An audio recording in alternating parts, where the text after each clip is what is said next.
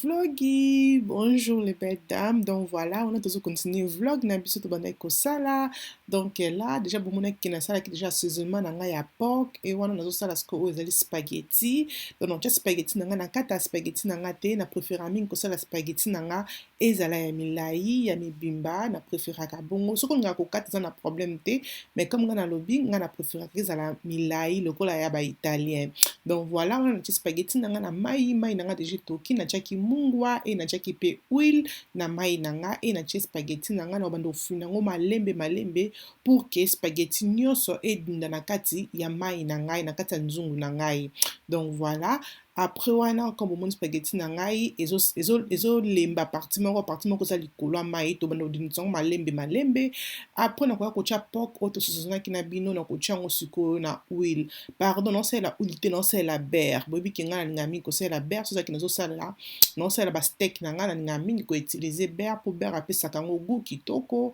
et na zongi na spaghetti na bandi ko fina spaghetti na ngai pour que comme na lobi ke nyoso ekota na mai. Donc voilà, après wana na kofinika nzungu na ngai e steak na ngai eza na moto ya mokie na tiango na moto ya 2,5. Donc ezobela vraiment malembe likambo na moto te. Nazaki na nga vraiment na posa kolamba te bale belle dame bobi betam soza ka koza vraiment na posa kolamba te oza vraiment fatigué, mais wana choix te tant que oza mama oza na famille oza na bana oza na mobali, donc il faut seulement que balia na koteka na cuisine vite fait. Donc voilà, après wana na ko kata cheese na ngai na kokata mesure cheese o na lingi et na ko yasko ko râper cheese na ngai so ça déjà na cheese o eza déjà râpé ko utiliser, mais nga nazaki na cheese o eza râpé te. Donc voilà, nazaki na cheese mobimba et na rapango et komi ngai comme ça comme bomoni et na kochango à côté pour que ton kozala prête ya ko utiliser ngo to ko utiliser na bino. Donc voilà, on a steak nanga ebeli comme ça c'est bon et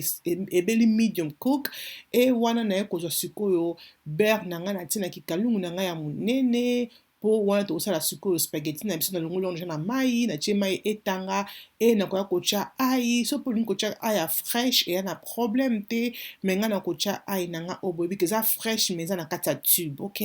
donc voilà, ça c'est rapide pour nanga ya ko utiliser. Donc voilà, na tie ai na kata beurre et moto na nza toujours muki faut moto ezala vraiment muki e na ko zo double cream o ya bleu. Donc double cream ya bleu cream nyos o za na mboka loko ko utiliser nga na utiliser double cream na check double cream pe na baloli zala ser ke moto na yo ezali na se. OK, les belles dames. Donc voilà, après kocha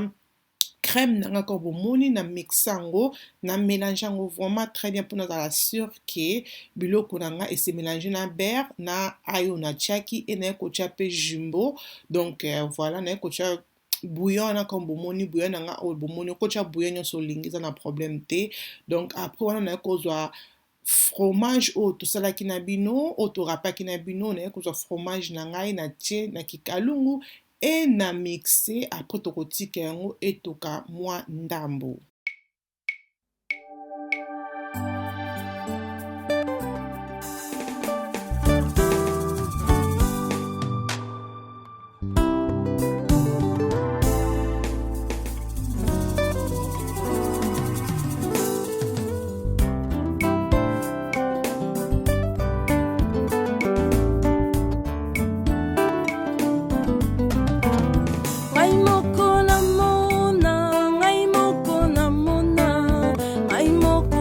Après quelques temps, na kocha o ezali persil, na kocha persil so linga persil te, kocha no persil te ça na problème te. Donc voilà, na tie persil ndambo après encore na mélanger wana spaghetti na ngai et komi ready. Donc komi prête à manger, vraiment facile et rapide. Donc le baki so za mto ça la régime spaghetti ça peut-être spaghetti à coller et oignon sauté peut-être une fois na mois et ça la bien mais pas chaque jour parce que ça vraiment na beaucoup de fat. OK, ça na ba graisse ebele. Donc voilà, recette na biso ebimi comme ça et on biso to lia ki na ndako mukolo ngo ro lia comme ça au sali salade de côté kozam ça kozana mayonnaise te o na ketchup te ça toujours important. Donc on a lia ki o yaran comme ça comme dans la kisibino vraiment yummy.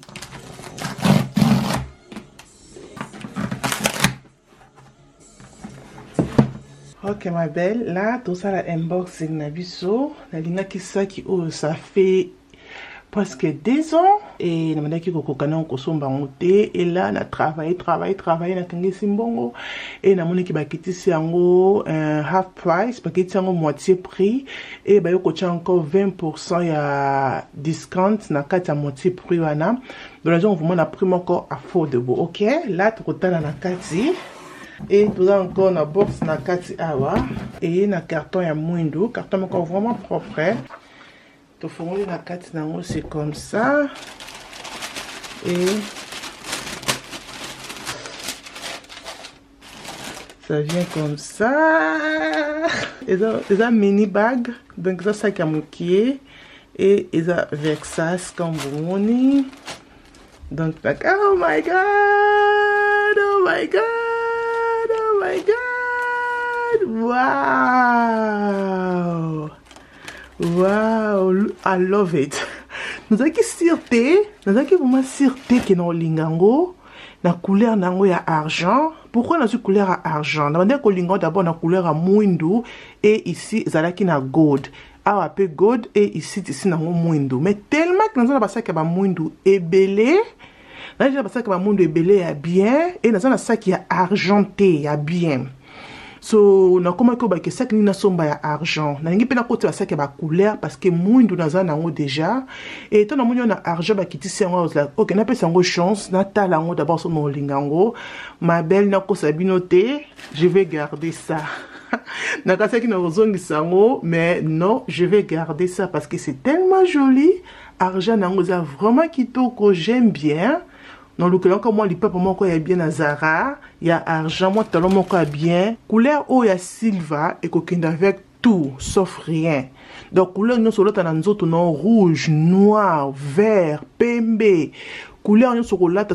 on met ma sac, oh, il y a argent, oh, comme mango, et j'aime bien. Taille nango j'aime couleur j'aime dans la qui vraiment c'était comme dans le bic qui n'a gardé ça oyo pour ce maintenant c'est plein on a argent maintenant qui on a argenté maintenant qui on na gold bobi qui nga za ming na linga mingi ba gold quoi et là ton mon vraiment na silver j'aime bien I love et là je vais garder bon déjà qui je vais garder je vais pas na zong ça je vais garder vous tika na commentaire na c'est bon mon yango comment na zongi ça dona garder tika na commentaire na c'est et que ça nga bien makasi mais noter c'est que na biso ça vient comme ça qu'on a vu que ça mini Versace na sepe nango makasi bon taka que ça que comme on bisanga français mingi et na kati sec na biso et na singa so kongola tona lipika eza na singa nango et na kati c'est comme ça aussi comme vous moni et là ils en a certificat nango il y a Versace na tambola toujours na ba sec na sombi comme ça na tambola toujours na ba certificat na Versace comme ça parce que au cause à cause voyager na aéroport ba tunyo sur un certificat ça qui non va tout na air moko ya ba pays mususu kozo kende donc voilà il faut toujours garder ba certificat na kati nango mais c'est tellement on a soir au kosimba comme ça na maboko libende ezo ngumba mate hein ezaka etelema ezo finana te que non ezaka libende telema comme ça. Donc là, na soir, au même comme ça, pour na soir, parce que ils ont tellement mouqué, ils ont peut s'appeler evening look. Au moins, ils peut s'appeler evening look. J'aime bien vraiment. Na comme on peut la journée, na tiango singa, na on a les PK. Donc j'aime vraiment ça. Je garde un bon déjà qui, moi je reste avec ça. I love it. Lobi nango mabel na esko kosala kiara suki donc suki na sala ki kiara et vanda ki pour na 3 semaines oui pour na 3 semaines et na ko fongola suki après na sokolier mutu et na weekend na esko kosala et na fongola ki to ba samedi dimanche nde nazo sala dimanche na pokwa nde nazo sala sikoyo kia basuki mama na nga suki to sala ngonde na kelisia donc kelisia to tika nga te na simba boye pa simbi na sala boye pa sali donc comme bozo mona na vidéo ezala ki vraiment matata na kelisia ko sala suki oyo et na lobi ke na sala kia basuki na ye suki ne na chesango te nazo sala ngo mbala moko ka ndezali afro mais nazo pakulango huile mpona engenga donc nange kochesa yango te parce que nazosala suki oyo ezali ya twist so nazosala twist comme ça nachesa nanga suki na ye te parce que ekozala nga facile mpona kotwista yango donc voilà et nazosala curl oyo ezali ya lala azalaka vraiment bien mpona koaide ke cœur twist na yo efungwama te comme boyebi ke la rose aza professionnel na suki te mais avec les enfants mabe tokomaka professionnel ok donc voilà wana nazosala twist ya kiawa ya suki na ye moko sans kobakisa mèche lokola na malili ebandi biso makasi te na préféraka vraiment nasali suki na ye moko naturel et to tokóma na décembre janvier nde nalinga mingi kosala bamèche mpo wana malili ekomaka makasi mais mpona sikoyo nasali kaka twist na cheveux na ye naturel donc voilà Kiara aza na cheveux ebele evimba ekota surtout na sa mutu likolo ya mutu aza na cheveux na likolo eza ebele te mais na sa mutu eza elingama ebele comme bozomona e eloko nasalaka lokola nazalaka professionnel ya kosala twist te na otia baélastique na se élastique à noir na tiango na se pour que aider que na noir ekangama et aider que banzela na ngai et bima clean donc et bima propre donc voilà tozo sala suki na biso to mona ndenge eko sala.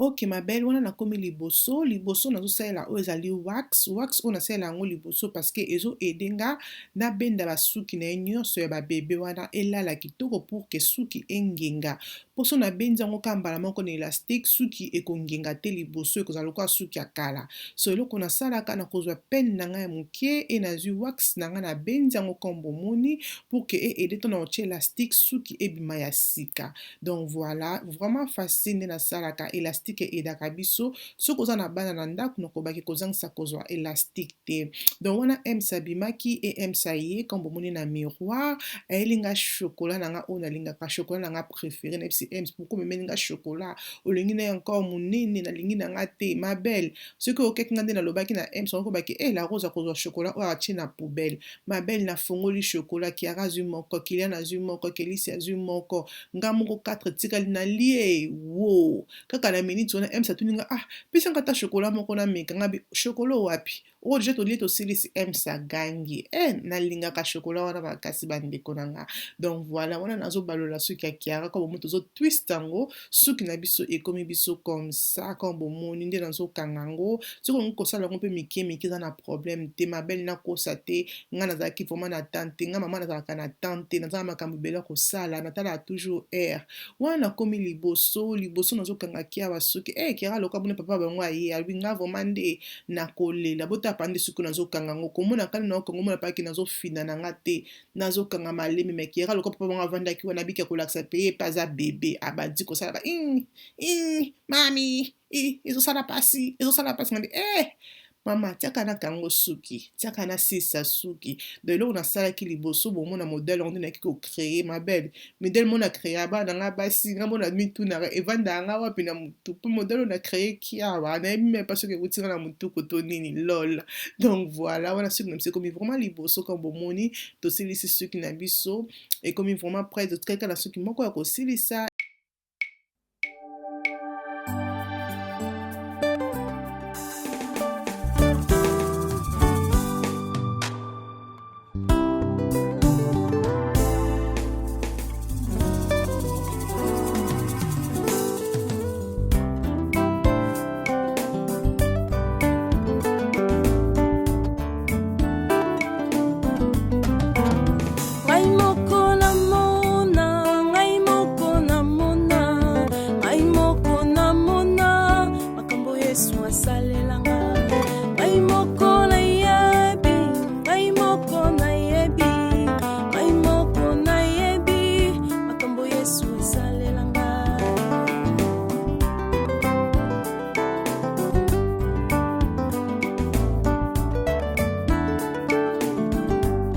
Finally, ma belle, suki na biso esili ya fin suki esili. Donc voilà, wana na kopakola huile kota liboso parce que na pakola ki huile te.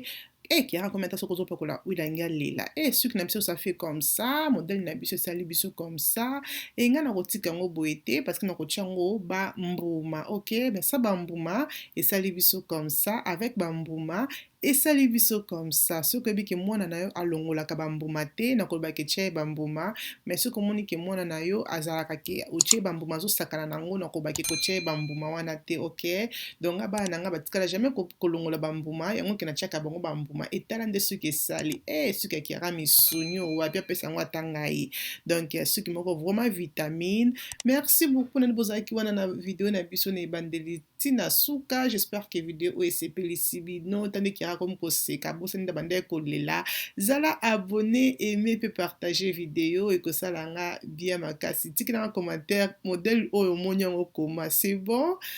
bisous bye.